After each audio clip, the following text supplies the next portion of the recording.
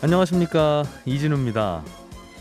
우리나라의 법정 최고 금리가 이번 달부터 24%에서 20%로 낮아졌는데요. 그러다 보니까 이자 부담이 좀 줄어드는 분들도 계시지만 또 현장에서는 대출을 아예 못 받는 분들도 나올 수밖에 없겠습니다. 그래서 정부가 후속 조치로 안전망 대출 2 그리고 햇살론 15라는 이름의 정부가 제공하는 서민금융 상품을 내놨는데 이게 이 대체제가 될 수 있을지, 어떻게 이용할 수 있을지 좀 자세하게 점검해 보겠습니다. 오늘 새벽에 유럽의 주요 언론들이 축구의 신이라고 불리는 리오넬 메시가 소속팀인 FC 바르셀로나와 재계약을 맺기로 합의했다는 뉴스를 일제히 보도했는데요. 현재 바르셀로나의 재정 상태가 상당히 안 좋다고 해서 오늘 스포노믹스 시간에는 이와 관련한 이야기를 또 재미있게 들어보겠습니다. 손에 잡히는 경제 플러스 바로 시작하겠습니다.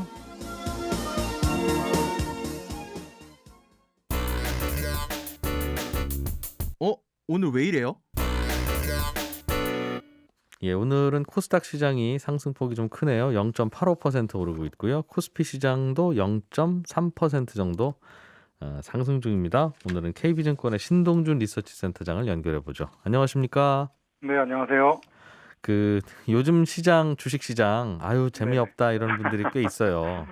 네, 이슈도 많이 없고요. 예. 금리 얘기, 물가 얘기, 성장주와 가치주 얘기, 테이퍼링 얘기, 이런 얘기도 이제 식상하다 보니까, 네. 불안불안하긴 한데 또 시장은 잘 버티고 있고, 이러다 보니 지금은 딱히 이렇게 큰 이슈는 별로 없지만 좀 지루해진 상태이긴 합니다. 예. 그래서 요즘에는 제가 오늘은 어제 하루 동안 뉴스가 좀 집중적으로 쏟아진 부분이 그 친환경 혹은 네. 그린과 관련된 기후변화 관련된 뉴스들이 좀 눈에 띕니다. 그래서 저희 회사는 하반기에 코스닥과 성장주 그리고 친환경에 대해서 계속 좋게 보고 있기 때문에 예. 그 얘기를 오늘 좀 드리려고요. 예. 네, 어저께 어떤 뉴스가 있었죠? 예. 네네, 어제 일단 세 개 뉴스 중에서 첫 번째는 정부가 한국판 뉴딜 2.0 추진 계획을 발표했습니다. 1년 전에 1.0을 발표했고요. 이번에는 금액을 더 키우면서 2050년까지 아니다. 2025년까지죠. 2025년까지 좀 규모를 좀 키우겠다라는 정책을 발표를 했고요. 눈에 띄는 거는 이제 향후 성장 동력을 휴먼에 대해서는 제가 오늘 말씀드릴 내용이 많지는 않은 것 같고요. 가장 강조한 것은 사실 휴먼 정책이었지만 주식시장 관점에서 보면은 디지털 뉴딜 그리고 그린 뉴딜 이 두 개를 한번 비교해 볼 필요가 있을 것 같아요. 그린 뉴딜부터 시간 좀 설명을 들어볼까요? 네, 내용은 다 알고 계신 내용인데요. 예. 일단 어제 뉴스상에서 눈에 띄었던 거는 디지털 뉴딜에 대해서는 작년에 발표했던 것보다 금액이 투자하겠다는 금액이 2025년까지 금액이 한 4조 정도가 늘었지만 그린 뉴딜의 경우에는 18조 원 이상 금액을 더 키웠습니다. 그게 좀 눈에 띄었고요. 전체 금액은 디지털 뉴딜이 한 49조 원, 2025년까지요. 그리고 그린 뉴딜이 한 61조 원을 투자한다는 계획입니다. 네. 그래서 그린에 대해서 내용은 제가 요 뉴스들을 다 말씀드리고 설명을 한번 다시 드릴게요. 그러시죠. 예. 네, 그리고 두 번째 뉴스가 눈에 띄었던 거는 어제 이제 한국거래소에서 KRX 기후변화 지수와 관련된 세 가지를 발표를 했습니다. 기후변화 지수를 개발을 한 거죠. 세 가지는 코스피 200의 기후변화 지수, 그리고 KRX 300에 대한 기후변화 지수, 그리고 기후변화 솔루션 지수 이렇게 세 개를 발표했는데요. 기존에 있었던 이제 코스닥 200 지수, 그리고 KRX 300 지수, 그러니까 코스닥까지 합쳐서 300개 기업에 대한 지수가 되겠죠. 예. 이 지수에다가 이 저탄소 경제로 전환하는 과정에서 잘할 것 같은 기업에 대해서 좀 더 가중치를 부여해서 만들어낸 지수 이렇게 이해하시면 될 것 같아요. 그러니까 탄소를 저감하는 산업에 커지면 더 혜택을 받을 만한 기업을 네네. 그 지수 안의 비중을 좀 더 의도적으로 높여놨다. 그렇죠. 이미 시장에서 그 가능성을 반영해서 시가총액이 올라가 있을 텐데도 또 그랬어요? 네네. 그 부분은 이제 시가총액뿐만 아니라 네.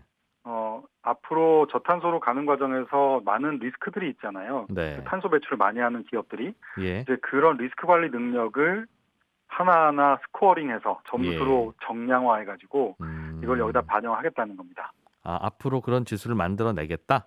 네네. 그래서 올해 아마 시작을 할 것 같고요. 지금 발표를 했고 아마 8월인가부터 시작 출발하는 걸로 제가 어제 뉴스에서 봤어요. 네. 종전의 코스피 지수나 그런 것들은 정해진 기업 숫자는 정해놓지만 그 네네. 기업들 200개를 담건 300개를 담건 할 때는 그 기업의 현재 시가총액을 그대로 반영해서 네네. 담는 게 일반적이었는데 네네. 거기에 얼마나 환경 친화적인지를 이제 더하고 빼고 해서 약간 그렇죠. 정성적인 기준을 넣어서 지수를 만들겠다는 뜻이군요.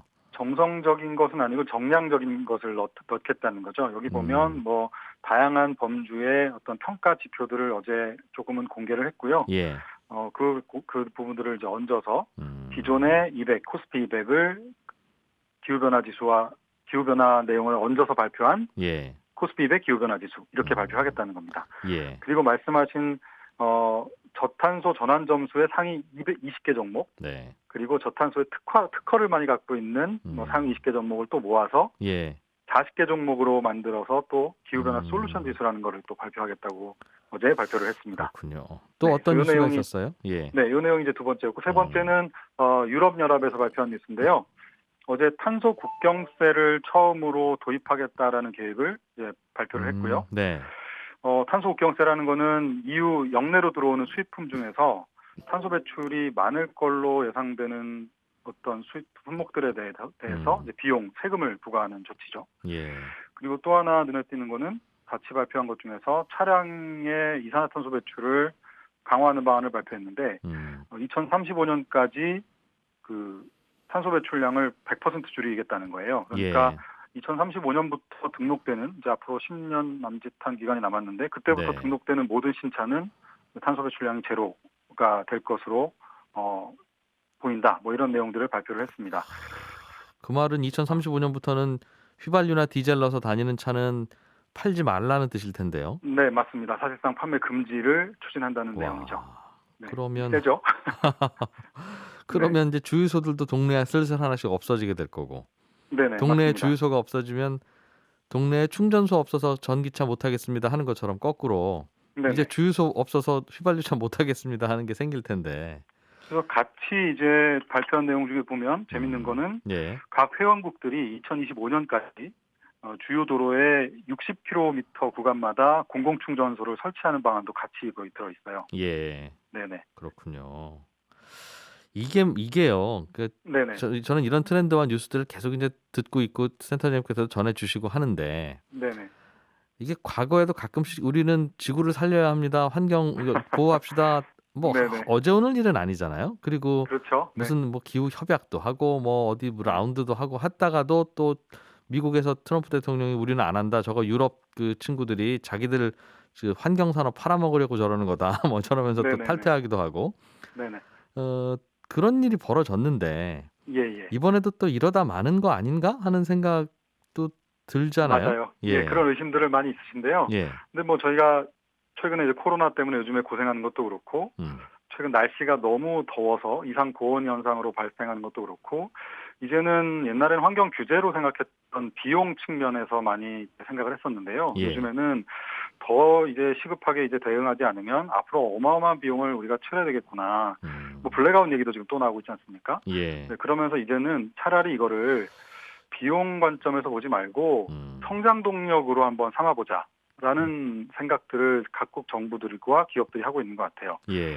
그래서 이제는 일자리 창출도 필요하니까 그동안 갖고 있었던 우리 수많은 어떤 산업의 인프라들을 친환경과 관련된 구조로 좀 바꿔나가면서 일자리도 창출하고 산업의 어떤 발전도 꾀하고 뭐 이런 부분으로 바뀌고 있는 거죠.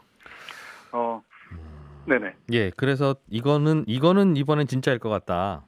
네, 뭐 이미 거죠? 트럼프 대통령 때도 트럼프 대통령이 사실 기후 변화에 별로 적극적인 분이 아니셨잖아요. 예. 그런데 트럼프 대통령 때 이미 주 정부들은 이 재생에너지를 계속 써야 된다는 규제들을 만들어내면서 예. 그 제도들을 만들어내면서 이미 2019년부터는 이 석탄과 관련된 에너지보다 네. 이 재생에너지, 그러니까 태양광과 풍력을 사용하는 에너지의 비중이 더 높아졌습니다. 이미.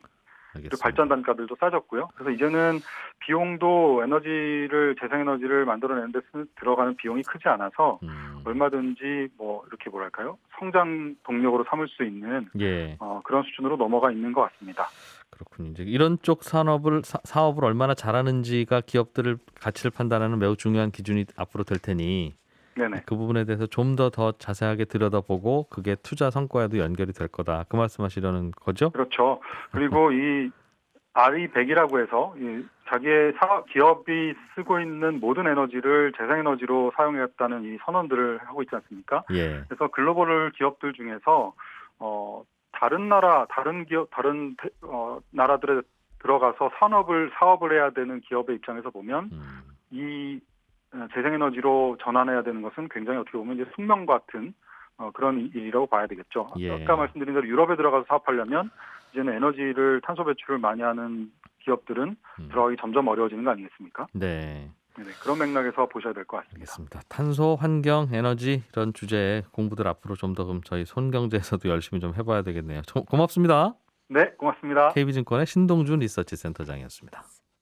법정 최고금리가 예전에는 꽤 높았었는데 많이 내려왔죠. 빠르게 내려오고 있고 지금은 이제 20%까지 내려왔는데 이거 이상으로 이자를 받으면 이제 불법이라는 건데요. 이렇게 되면 전반적으로 대출받는 분들의 부담이 줄어드는 장점이 있는가 하면 실제로 신용도가 떨어져서 20% 넘는 금리로 빌려드려야 겨우 빌려드릴 수 있는 그런 분들에게는 이제는 대출을 못 해주게 되는 그런 문제도 생깁니다. 그래서 이 부분을 어떻게 좀 해결할 건지 항상 고민인데 서민금융진흥원에서 이런 대출을 좀 받으시면 될 것 같습니다라고 하는 새로운 서민금융 상품들도 좀 내놓고 있다고 해서 이 부분 좀 자세하게 들어보려고요. 서민금융진흥원의 이계문 원장을 모셨습니다. 어서 오십시오. 예, 반갑습니다. 예, 서민금융진흥원은 말 그대로 서민들에게 금융 대출을 좀 제공해주기 위한 예, 그런 맞습니다. 기관입니까? 자금 지원 은행에서 만약 거절되신 분들은 예. 소금을 찾아오시면은 예, 도움을 받을 수 있습니다. 서민금융진흥원 이거 빌려주는 재원은 뭡니까? 정부에서도 지원을 받고요. 예, 그다음에 예산으로. 금융권에서도 출연을 받습니다. 아, 은행들이 이 돈으로 서민들 빌려주세요 하고 돈을 줘요? 그럼요. 그러니까 그 대신 저희가 이제 보증을 주는 거죠. 그러니까 은행들 입장에서도 예. 일종의 그 사회공헌 활동에 일어나서 네. 사실은 이제 은행 같은 경우에는 신용 6등급 이하는 대출을 전혀 안 해줘요. 예. 심지어 담보가 뭐 이렇게 양질이라는 뭐가 있으면 뭐라도. 예, 근데 그렇죠. 그런 분들은 일종의 그 금융 소외계층이잖아요. 일종의 시장의 실패죠. 7등급, 8등급, 9등급은. 그렇죠. 그 네. 시장의 실패를 보완하기 위해서 역할을 하고 있는 데가 서민금융진흥원입니다. 그럼 7, 8, 9등급도 서민금융진흥원이 빌려준다. 맞습니다. 형식은 은행들이 빌려주는 거지만 어차피 못 갚으면 보증을 서니까 그렇습니다. 서민금융진흥원이. 은행이나 금융회사 입장에서는 아. 리스크를 해치할 수 있는 장점이 있죠. 그리고 그 보증 재원은 뭐 나라 정부에서도 받고 예. 그다음에 금융권에서도 출연을 받고 그렇게 하고 있습니다. 금융권에서도 보증 재원을 주는군요. 그렇습니다. 출연받고 있습니다. 특히 작년까지는 상호금융, 저축은행이나 상호금융권에서만 출연을 받았는데 예. 올해 상반기에 그 서민금융법이 개정이 돼서 네. 은행들도 이제 하반기부터는 출연하게 돼 있습니다. 기부금 형식인가요? 아니죠, 출연입니다. 의무적으로 떼는 걸로. 그렇습니다. 대출 야간 금액의 몇 가계 퍼센트? 대출을 해주고 있으니까 예. 그 가계 대출에 소외되는 분들이 있는 거지 않습니까? 근데 그분들은 결국은 이제 대부업이라든가 아니면 이제 불법사 금융을 이용하게 되는데 예. 이분들도 사실 우리 국민이지 않습니까? 이분들을 보완해주게 사실은 이제 이 시장이 실패니까 예. 시장의 실패를 조금 전에 말씀드린 대로 그런 보완하기 위한 거군요. 이게 기관이 다른 사고입니다. 산업으로 보면 이제 식당 운영하는 분들끼리 돈 모아서 네. 무료 급식소 운영비를 내라 네. 이제 하는 그런 그 컨셉과 비슷해서 이거 왜 그러지 싶은데 그렇진 않죠. 금융은 다른 산업이니까 그렇진 그런가 봐요. 않죠. 왜냐하면은 이제 그 인가를 줬지 않습니까? 독점적인 라이센스 권한을 사업이니까. 줬으니까. 근데 예. 이제 예를 들어서 쉽게 보면 은행에다가 금융업 인가를 줄 때 신용 6등급 이하는 대출을 해주지 말라고 규정을 해서 인가를 준 게 아니거든요. 네. 근데 실질적으로 잘 안 하고 있으니 자산 건전성, 물론 이제 건전성 유지 때문에 예. 어쩔 수 없이 이제 관리를 해야 되지만은 그래도 소외계층이 있으니까 이분들한테는 어떤 식으로든 그 보완을 해줄 필요가 있는 거죠. 예. 그렇게 운영되고 있는 서민금융진흥원이군요. 네, 알겠습니다. 맞습니다. 이번에 법정 금리가 24에서 20으로 낮아지면서 20에서 24 사이에서 그동안 대출을 받았던 분들은 그 정도 금리는 내셔야 저희가 그래도 간신히 운영됩니다 하는 그렇죠. 분들일 테니까 네. 이제 그분들은 그 루트로는 못 받는 게 이제 시장 원리일 텐데 네. 그분들은 그럼 어디로 가느냐 이제 하는 게 고민이었어요. 그게 이제 정부 발표에 따르면 239만 명입니다. 네. 그 중에 이제 그 대부분은 208만 명 정도는 이제 금융회사에서 특히 이제 저축은행이라든가 카드사라든가 네. 또는 저 여신회사에서 대출을 받은 분들이라서 음. 이분들은 소급해서 그 이자를 낮춰주는 걸로 다 그 합의가 돼 있어요. 그래서 자동적으로 다 이제 소급해가지고 금리를 당장 되갚아야 될 일은 없을 텐데 그렇습니다. 기간 만기 끝나면 그분들이 또 빌려주세요 하면 그때는 안 빌려줄 거 아니겠습니까? 아니죠. 이 기본적으로 다 어느 정도의 이 영업이라든가 이런 부분에 그 이익을 유지를 하고 있으니까 이제 그렇게 왜냐하면 소급을 한다는 거는 네. 가능하니까 하지 않겠습니까? 다만 이제 금융회사에서도 못 받아가지고 예. 대부업을 이용하는 분들이 계시는데 예. 그분들 중에 일부는 사금융으로 갈 우려가 있거든요.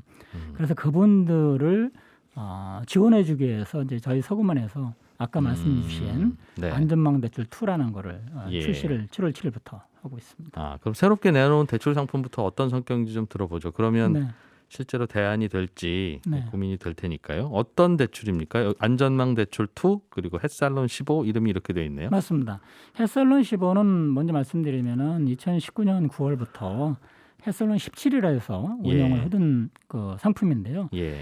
최저신용 등급을 지원하는 상품입니다. 그래서 7등급 이하는 사실은 이제 일반 금융회사에서는 예. 그 대출받기 어려운데 예. 저희가 한 68% 정도를 7등급 이하를 지원을 하고 있습니다. 68%는 뭐예요? 68%입니까? 그러니까 지원한 인원에 한 20만 명 정도 되는데 서민금융진흥원에서 그래서 나간 대출에 햇살론 17을 지원해준 분들의 68% 정도가 7등급 7, 이하 8, 9등급. 예, 네. 지원을 했으니까 상당히 이제 포용금융에 음. 효과적으로 역할을 했다라고 볼 수 있고요. 금리가 연 17%, 연 15%라고 해서 햇살론 15, 햇살론 17 이렇게 그렇습니다. 근데 부르는 이제 건가 봐요. 요번에 예.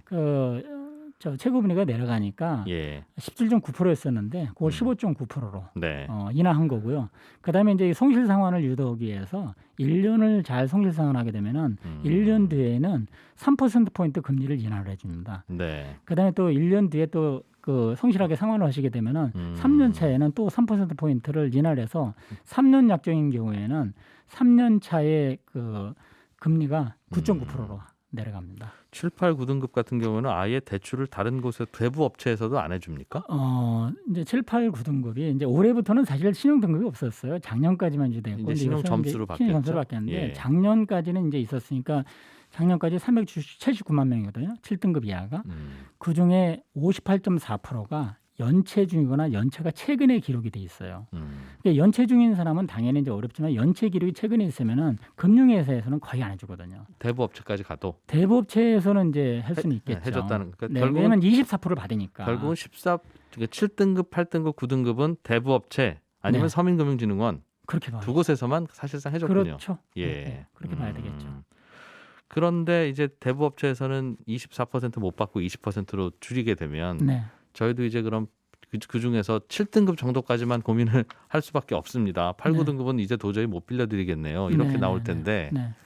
그걸 그럼 이 네, 서민금융진흥원이 그래서 다 이제 받아낼 수 그분들을 있습니까? 지원하기 위해서 우리가 이제 안전망 대출이라는 네. 거를 이제 출시하게 되는데 안전망 대출은 이제 20% 이상, 24%까지 고금리를 예. 받던 특히 이제 대부업 대출을 받은 분 중에서 예. 이제 대개는 아마 이제 대부업도 영업을 해야 되기 때문에 만기 연장을 한다든가 아니면 그 대환 상품을 이제 제공을 할 텐데 네. 일부 이제 거기서 제외되는 분들이 있을 수 있는데 정부 추산을 보면 한 3만 9천 명 정도 됩니다. 그것밖에 안 돼요? 예.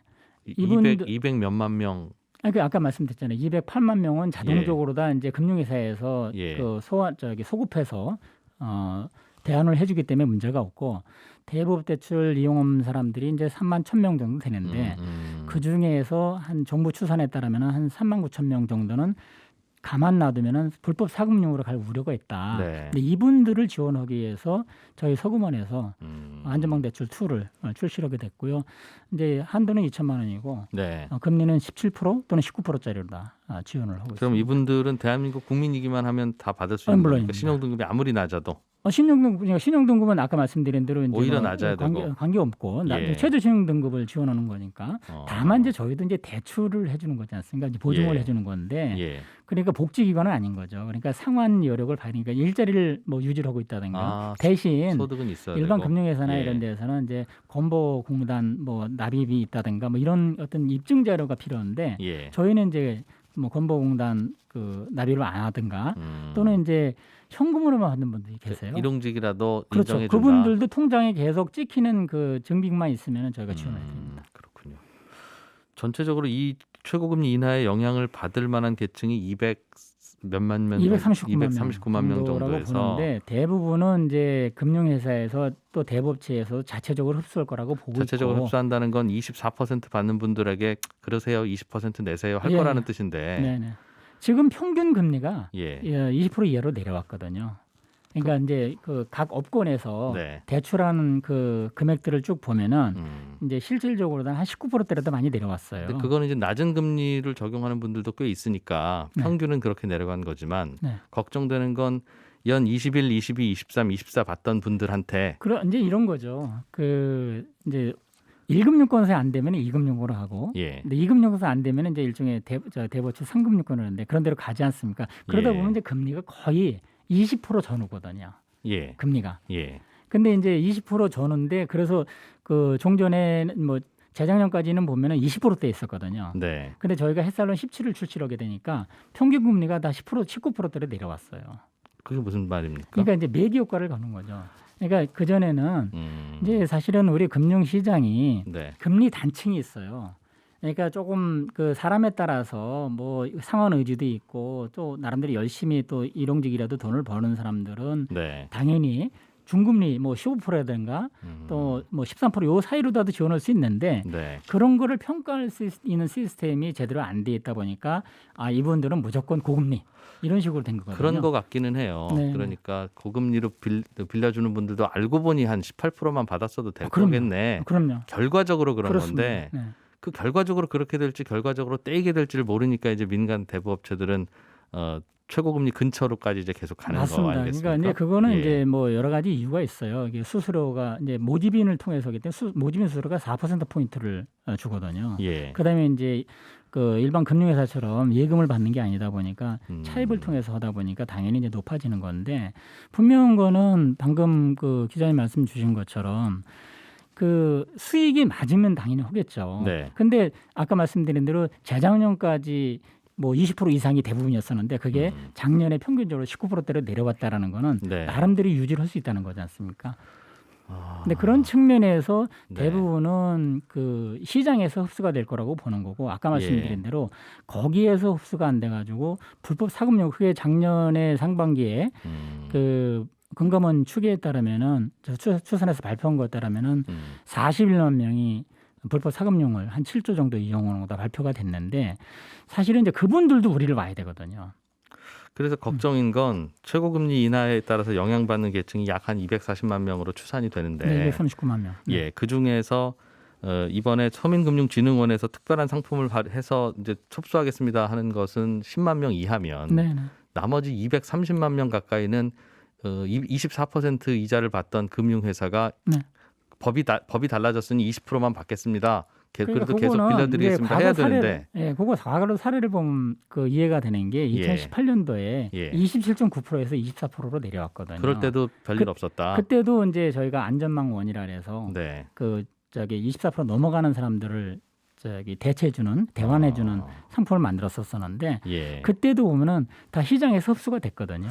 그러면요, 원장님 이렇게 최고금리를 계속 낮춰서도 240만 명이 갈 곳이 없었는데 그 중에서 10만 명 이하만 정부에서 딱 흡수하면 나머지는 시장에서 흡수되고 네. 또 흡수되고 이러면 세상에 고금리로 걱정하는 나라가 왜 생깁니까? 계속 최고금리를 낮춰서 네. 다음 내년쯤이면 15%로 낮춰도 또 시장에서 흡수될 거고. 저는 개인적으로 우리나라 20%도 높다고 생각하는 사람입니다. 혹시 아시는지 모르겠지만요. 예. 조선시대에도 최고금리가 있었어요. 세종 14년 3월 19일자를 보면요. 예. 그 일반 금리를 갖다가 연이자를 10%로 다 하라라는 게 있어요. 그러면 그 나오신 김에 질문을 하나 드리면 연 15%나 뭐 17%나 13%를 받아도 되는데 네. 다들 20% 받는다 그런 문제의식을 갖고 계신 거잖아요. 그렇습니다. 그럼 정부가 15%짜리 무제한 빌려주는 금융상품을 운영해도 로스 안 날 거라는 뜻 아니겠습니까? 그러면 그렇게 하면 되지. 네. 왜 10만 명한테만 특별한 혜택을 주고 나머지 그러니까 지금 200만 명은 민간에서 흡수하게 됩니까? 예, 그런 포인트로 다 지적을 하고 있지만은 예. 기본적으로 다 우리가 이제 시장 경제잖아요. 시장에서 이건 정부가 무조건 개입을 하면 할 수는 있겠죠. 근데 우리가 이제 시장 원리를 존중을 해야 되지 않습니까? 예. 그러니까 시장에서 작동이 되도록 하는 게 기본 우리 시스템인데 거기에서 아까 잠깐 말씀드린 소외가 발생한다든가 네. 실패가 발생하는 부분만 정부가 이제 보완을 한다 이런 개념이 있는 거거든요. 그래서 걱정하는 건 240만 명이 다 소외되면 어쩌나 하는 걱정인데. 그렇진 않다는 거죠. 10만 아까 명 과거 정도만- 사례를 보면 안 그렇다는 네. 거죠. 그래서 그게 이제 시장에서 흡수되는 게 아니라 네. 다 연장 안 하고 결국은 못 받게 되거나 불법으로 가거나 이렇게 되는 것이 아닐까 하는 그래서 걱정인 제가 거예요. 예. 어제 그저께 직접 상담을 해봤어요. 예. 네, 상담을 해서 고객을 만났는데 이분이 콜센터에서 근무하시는 분인데 예. 저축은행하고 대법에서 한 1,800 정도를 받은 음. 분인데 네. 이자가 다 20% 넘죠. 근데 저축은행은 이미 벌써 통지가 왔다는 거예요. 이제 19%로다. 그러니까 19.9%다 낮춘다. 낮아진다. 네. 예. 그래서 통제가 왔고 다만 이제 대법원 제기가 없다 보니까 그거를 이제 안전망 대출을 통해서 대환을 하겠다고 오셨는데 예. 아까 말씀드렸는데 시장에서 그렇게 봐서 작동이 되고 있는 거죠. 일부 흡수 되겠죠. 물론 그대로만 있겠습니까? 예, 그래서 예. 정부 발표에 따르면 이제 이번에 금리 인하론에서 매년 4,830억 원의 금리 부담이 낮아질 거다 이렇게 추산을 해서 발표한 바가 있습니다. 어쨌든 이리저리 못 찾고 다니시다가 포기하시는 분보다는 이 서민금융진흥원에서 제공하는 물론입니다. 상품을 할 수 꼭 있으면 오셨으면 좋은데 좋겠습니다. 네. 한도야 있겠습니다만 네. 어디로 연락드리면 대부업체 가기 전에 여기로 좀 먼저 연락 주세요 할 만한 번호나 혹은 안내를 어떻게 받을 수 있겠습니까? 저희가 이제 앱도 작년 1월에 출시를 해서 예. 했는데요. 그래서 사실은 서민들일수록 생업에 바쁘거든요. 그래서 일부러 저희 센터를 찾아오시거나 예. 콜센터 전화 안 하시더라도 앱으로만 이용하실 수 있어요. 그래서 저희 앱 만족도가 5점 만점에 4.8입니다. 굉장히 이용하기 편하게 만들어놨고. 그건 잘하셨네. 예, 축하드립니다. 예. 그리고 서민금융진흥원 앱을 검색하면 되나요? 그렇습니다. 서민금융진흥원 앱이라든가 또는 신용회복위원회 앱을 이용해서 연계가 돼 있으니까요. 그다음에 저희가 이제 콜센터가 있는데 1397이라고 있습니다. 그래서 1397. 1397은 구속입니다. 1397입니다. 서민의 삶을 구석구석 살피겠다라는 의미로다 알겠습니다. 만들어놓은 콜센터니까요. 1397 아니면 서민금융진흥원 앱. 네. 원장님 어떻게 하나라도 더 알려주시려고. 아니 근데 시간 제가 다- 지금까지 시간이 한 다 됐어요. 110명 이상 상담을 했는데요. 꼭 물어보거든요. 어떻게 읽어보시냐고. 근데 생각보다 몰라서 예, 맞아요. 몰라서 못 힘들어하는 받는 분들이 계시니까. 너무 많아서 좀 많이 알릴게요. 안타깝습니다. 예, 1397. 네네. 예. 1397 원장님이었습니다. 금융주치입니다. 금융주치. 서민 취약계층을 위한. 예, 스포츠 산업의 이면에 흐르는 다양한 돈 이야기를 들어보는 스포노믹스 시간입니다. 이종훈 스포츠 평론가 나오셨어요. 어서 오십시오. 안녕하세요. 네. FC 바르셀로나에 리오넬 메시가 속해 있는데 네네. 지금은 속해 있잖아요. 왜냐하면 예. 6월 30일자로 계약은 끝났거든요. 이제는 아니에요? 예, 그래서 사실 메시 같은 경우 지금 하루에 한 1억 원 이상 손실을 보고 있죠. 아, 무적 상태라. 실업자입니까 예. 지금? 그래서 그런데 재계약은 하기로 한 것 같고. 예, 합의는 했다고 오늘 BBC 등이 이제 보도를 했죠. 그런데 FC 바르셀로나는 돈이 별로 없다. 네. 뭐 대출 받아야 되죠, 뭐 그럼. 대출도 잘 안 돼요 지금. 서민금융진흥원에 이렇게. 지금 여기가 이제 신용등급 6등급보다 못해요. 파산하기 직전에 지금 굉장히 아슬아슬한 상태거든요. 네. 올해 초에 이제 바르셀로나가 발표한 연례 보고서를 보면 바르셀로나의 지금 현재 총 부채가 14억 유로, 우리 돈으로 1조 9천억 정도 되고요. 이 돈의 절반이 넘는 7억 3천 유로, 우리 돈으로 9,500억 원이 빨리 갚아야 되는 단기 부채예요. 그러니까 현재 바르셀로나 같은 경우는 거의 매일매일을 빌린 돈 갚느라 허덕이고 있다. 이렇게 보시면 됩니다. FC 바르셀로나는 무슨 기업이 운영합니까? 아니면 이 자체가 기업입니까? 이 자체가 기업이죠. 뒤에 뭐 우리나라 프로야구처럼 모기업이 있거나 없어요. 뭐 그런 거 없어요? 없습니다. 그냥 팀이에요? 팀이고요. 주인이 그냥 누구예요, 그럼? 주인은 14만 4천 명의 소시오라는 네. 그 바르셀로나의 열성 팬들. 그냥 팬들이 17만 모아서 팬들이 만든. 17번 모아서 창립했고 네. 그 전통이 계속 유지가 되고 있고 이 소시오 중에서 내가 바르셀로나의 이사회에 그러니까 참여하고 싶습니다. 내가 제대로 된 구단 운영을 해보고 싶습니다. 네. 라고 하면 회장 선거를 통해서 들어가야 됩니다. 그런 거군요. 네. 그런데 그렇게 어찌도 운영하다 보니까 계속 빚이 쌓인다. 일종의 시민구단이다 보니까 뭐 그러니까 그런 상황이 또, 되고 있는데 공기업 비슷하게 되기도 했나 이게 봐요. 근데 문제는 바르셀로나가 빚이 쌓이는 부채가 쌓이는 거 구조를 보면 이게 상당히 좀 뭐랄까요 황당해요. 왜냐하면 바르셀로나는 돈을 전 세계에서 가장 잘 버는 축구 클럽이거든요. 예.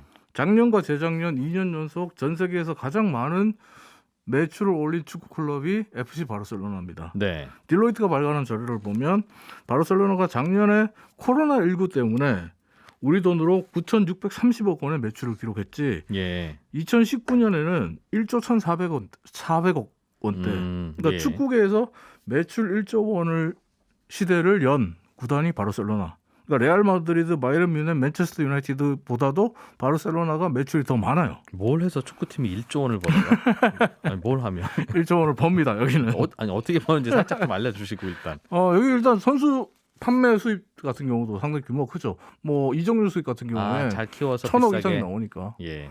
그리고 실질적으로 바르셀로나 같은 경우는 최근에 우리가 왜 OTT 서비스 얘기 많이 하잖아요. 예. OTT 서비스 얘기하고도 OTT 경쟁이 심하다 이렇게 얘기하는데 바르셀로나가 2020년에 OTT 스트리밍 서비스를 아예 개국을 했어요. 아예 이런 사업도 하고. 그리고 작년에 이제 매출이 좀 줄어들었는데 예. 코로나 때문에 매출이 줄어들었는데 이 코로나 때문에 매출이 준 이유를 보면 결국 입장권 수입. 경기하면 입장권 또 본인들이 가진 거고. 그리고 바르셀로나 같은 경우에는 우리 돈으로 한 35,000원 정도를 가지고 캄프누 구장, 그러니까 누캄프 구장 안에 바르셀로나 이 투어라는 상품을 또 팔아요. 여행 상품을 팔아요. 그렇게 해서. 뭐 이런 다양한 상품들이 있죠. 그럼 TV에 중계되면 중계권. 중계권료는 당연히 있죠. 일종의 출연료인데 네. 그것도 받고. 네, 중계권료가 가장 많은 포션을 차지하죠. 알겠습니다. 그런데 왜 그렇게 부채가 많이 쌓였습니까? 가소비. 그것도 할부로 쇼핑을 너무 많이 해서. 뭘 샀는데요? 선수들.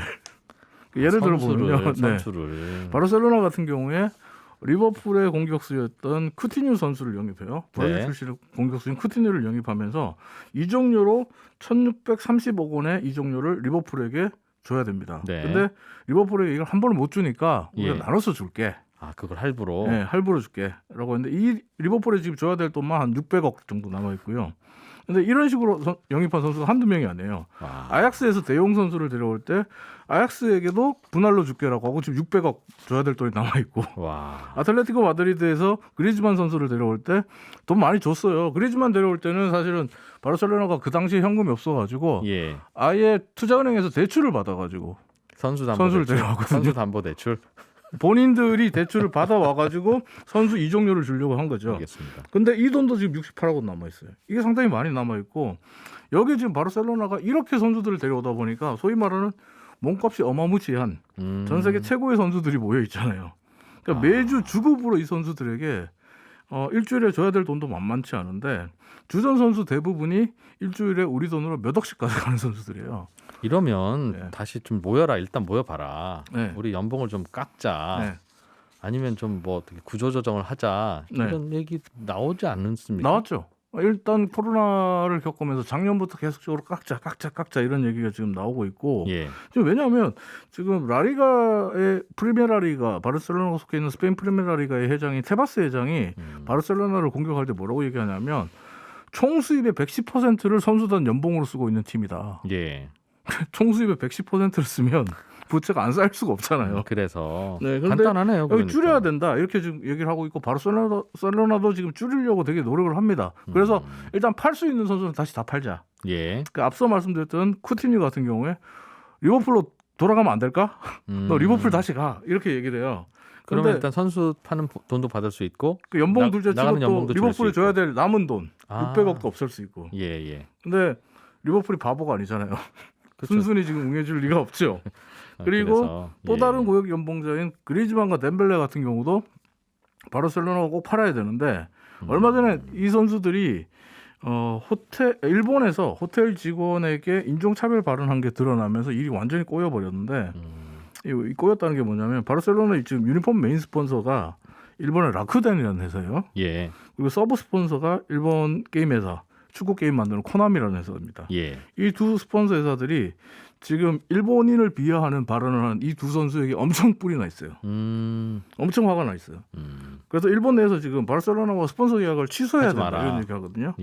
근데 라쿠덴이라는 회사가 바르셀로나에게 1년에 주는 돈이 650억 원이 넘습니다. 모든 기업 중에 제일 많이 주겠다고 했으니까 받았을 테니 여기서 그만두겠다고 하면 그러니까 바르셀로나 입장에서는 이 둘은 무조건 팔아야 돼요.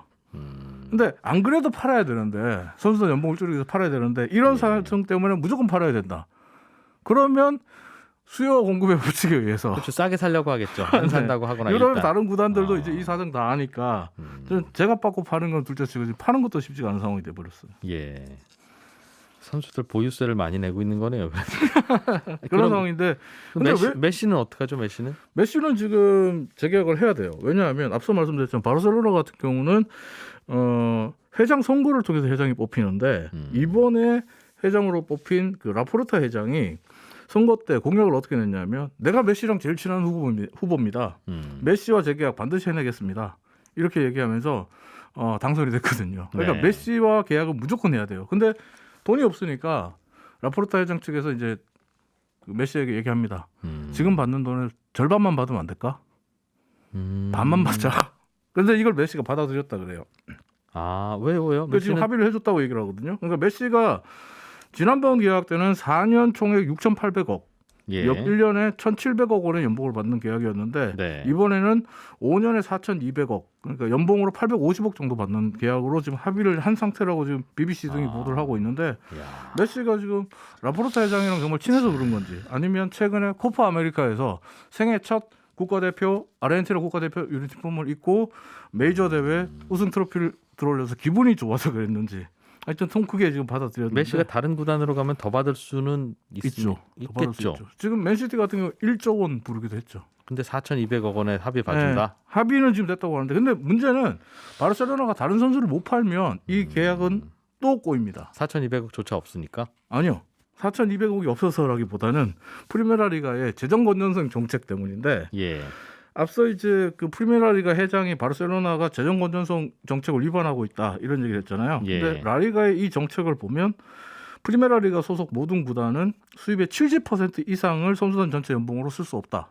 연봉 상한선이 70%예요. 수입의 예. 70%예요. 예. 근데 이미 어기고 있잖아요. 바르셀로나는 위반하고 있잖아요. 네. 근데 이걸 위반하면 그 해에 계약한 선수는 경기에 내보낼 수가 없어요. 아, 그럼 메시랑 재계약을 해서 다른 선수들을 팔지 못하면 네. 메시를 경기장에 쓸 수가 없어요. 아, 그러니까 연봉을 너무 오버해서 주면 그 해 산 선수는 그 해는 못 쓰는 네. 걸로. 이거 참 복잡하네요. 그러니까 너무 힘든 상황이고. 예. 근데 이제 저한테 그런 질문 많이 하시거든요. 이런 뉴스들이 많이 나오니까 바르셀로나 그럼 파산하는 거예요? 그런데 대마불사란 말 아시죠? 파산 안 합니다. 근데 은행들이 계속 돈 빌려줘야 유지될 텐데. 실제로 바르셀로나 같은 경우 은행들이 돈을 빌려주는 것도 있고 예. 지금 바르셀로나는 돈 나올 구멍은 많아요. 돈을 만들려면 정말 만들 수 있는 게 많습니다. 앞서 말씀드렸던 그 프리미엄 OTT 서비스 같은 경우도 이게 지금 우리 돈으로 3,400원의 월 이용료를 받는데 여기 1,000원만 더 올려도 그리고 2배를 더 해도 사실 6,800원이거든요. 쉽지 않을 텐데 그거 경쟁 게다가 치열해요 그 동네. 예. 멤버십이 지금 14만 명 있다고 그러잖아요. 근데 바르셀로나에 팬들이 전 세계적으로 4억 명이 넘거든요. 17반으로 내면 된다. 이거 공개만 해도 어마어마한 돈 쏟아집니다. 참 쉽지는 않을 것 같은데. 쉽지는 한번. 않죠. 이걸 왜냐하면 소시오들이 반대하니까. 주주들이 반대합니다. 그래서 네. 참 골치 아프네요. 그 구단도. 네, 이정훈 스포츠 평론가였습니다. 고맙습니다. 감사합니다. 예, 손해자 평경대 플러스 여기서 마무리하고요. 저는 내일 아침 8시 30분에 또 옵니다. 이준우였습니다. 고맙습니다.